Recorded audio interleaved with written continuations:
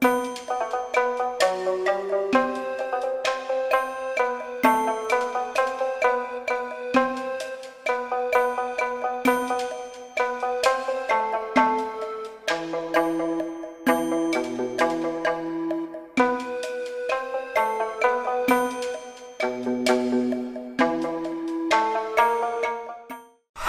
there! This is Mr. Brass. As I have done before, I went through my January of this year's social media feed, and I'm making a video where I detail my responses to these social media creators. Today we are looking at the friction between the stories society tells us today and how things actually function, both now and in the past. Here are the clips. When he says, whatever you want, what he's really saying is, I'm not taking the lead. You do it. He may think he is being considerate, but what he's really doing is abdicating leadership. He's handing the burden of making the decision to you. And now you have to decide. You have to anticipate his preferences. You have to choose something that he'll enjoy. And if he doesn't like it, you'll feel responsible for that too. Suddenly, what was supposed to be a relaxing date becomes a job, a stressor, a performance. That's why you don't feel good being in that role, because it puts you in your masculine energy. Nobody wants to talk about the woman that didn't get to live the soft life, that didn't get things handed to her on a silver platter. For her, the only thing she was handed was chaos, grief, and betrayal. And in the midst of all that, she somehow not only found a way to smile through it, but she grew through it and blossomed. A lot of women don't know what it means to be a woman.